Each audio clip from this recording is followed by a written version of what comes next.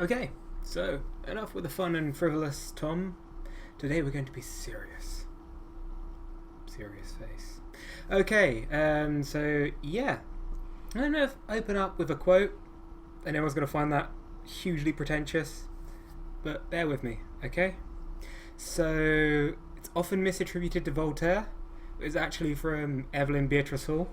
And she said, I disapprove of what you say, but I will defend to death your right to say it. And that's at the heart of what I want to talk about today. So recently we've had this whole thing in the UK where the government are, as I see it, wasting their time debating whether or not we should let Donald Trump into the country. And you might say, oh my god, why is it a waste of time? His views are horrendous. We can't let him into the country. Except that I don't think we should be banning people for their views. That's not a path we should be going down. I mean, we've already seen how that's taken root on campus with this whole safe space culture. I can bring up multiple articles if anyone wants to debate this, but essentially in campuses across the world, mainly in the UK and America, we've seen specific personalities being non-platformed. They've been had to cancel talks, debates, shows. We've seen shit like Jerry Seinfeld, like the most, non-threatening thing ever, like comedian ever, say that he just doesn't want to do campus tours anymore because it's because of this whole safe space culture that's been allowed to ferment, I guess.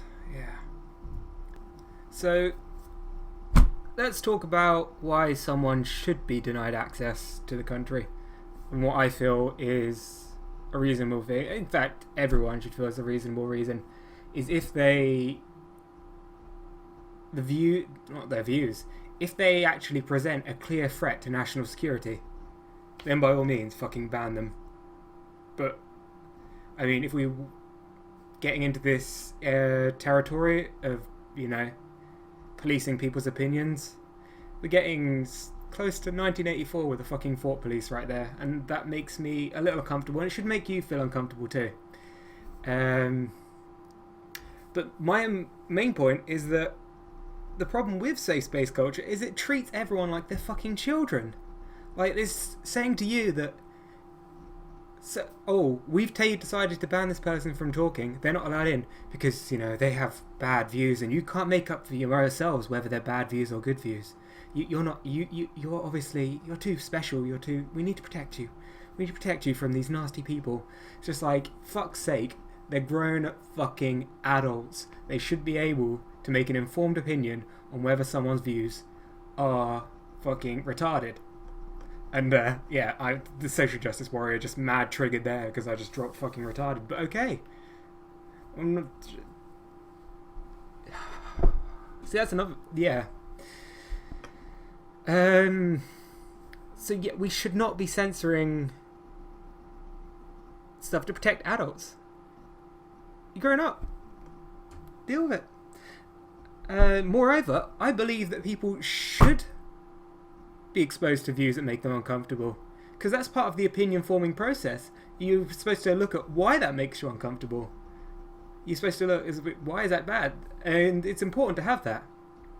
See, what we're seeing is the fucking regressive left and the social justice movement moving in ever increasing numbers to just try and censor people that's views aren't in alignment with their own. It's not. I mean, they're objectionable views in their eyes, and in the eyes of many, to be fair. But the main point is they disagree with what they say. We've even seen it even some feminists have been non-platformed because they're the wrong type of feminists. I find that absolutely hilarious. It's just like...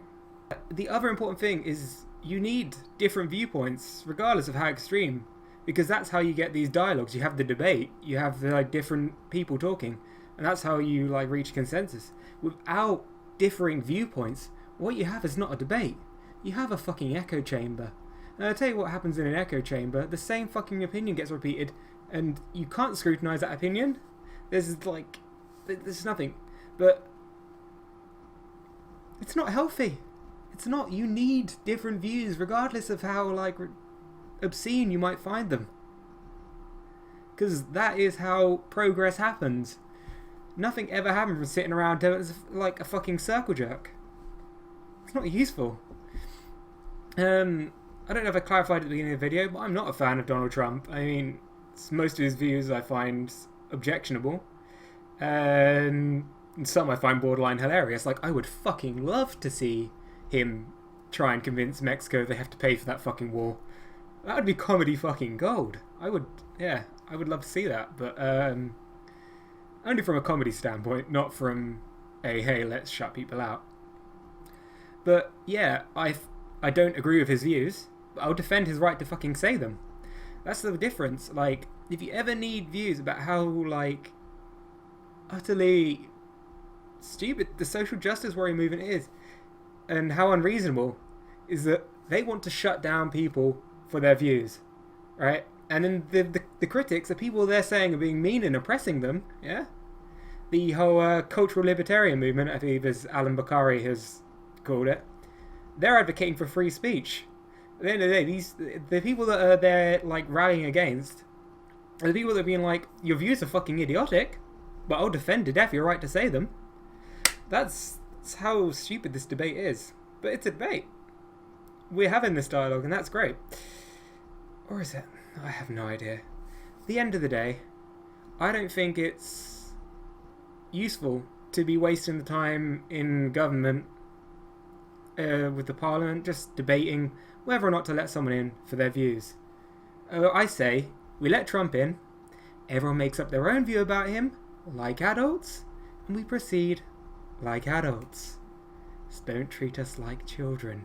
And social justice warriors and the regressive left, stop encouraging them to take away our freedoms and treating us like children. Because that's what you're doing. Okay, guys.